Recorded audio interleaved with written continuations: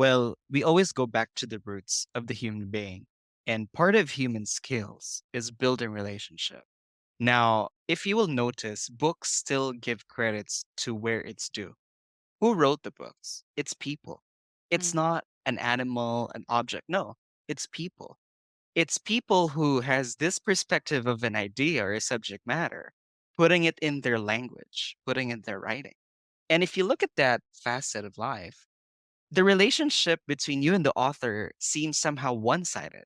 It's just like the person is talking to you and asking your questions and giving you assignments and all of that. But who is going to be your level-headed people in the journey, right? And research tells a lot about people not finishing books. There are a lot of figures. I don't know what's the real figure, but most people don't get to even finish at least 25% of what they read because there is that going back to that connection, Mm-hmm. the human skill of building relationships. When you don't really have that mental picture of imagining the author really being in front of you, speaking to you, being your mirror, if you don't have that picture yet and you're still starting to read, at least if you have that group of 5, 10, 15, 20, and there's this facilitator who's been Mm-hmm. doing it for quite a while and giving you that leadership to follow through and to check on you and to give you that bit of stretch and say, just checking on you every 2 days. Hey, how are you with the pages? What did you learn by the day?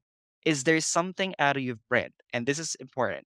The question, is there something that you've read by far that you tried putting in your day and you've learned something out of it? Did you do something out of what you've read? That's the factor that people would miss. The Mm-hmm. application stuff.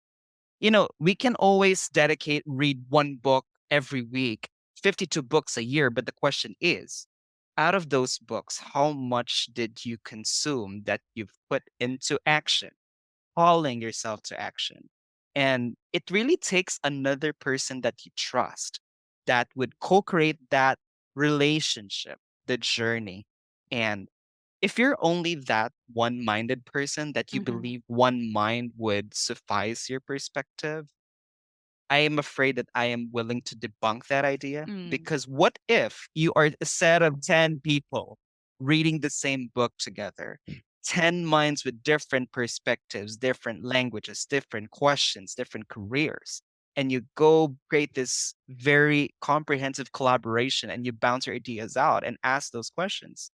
Don't you feel that your mental picture would be challenged if what you're learning is what you're supposed to learn? Wow. And if you're learning that, is it really something that would add value to you? Because then again, at the end of the day, not all books we read are the people that we are, some of which have already perfected the craft. And so the matter of inquiry comes from if I'm going to have another person in the group that I can ask if he or she had a similar or a close or an exact picture of the author, how can I learn from that? And why should I ask those questions? Mm. That's the importance of that club because it's the human connection and the development of knowledge. You know, if you have that trust and the safety and the vulnerability to speak of those things, I believe you will not only learn 10% of that book, you might even learn 50, 60, even 100%. Or maybe you could even start journaling and you can even create another chapter out of the book for your own.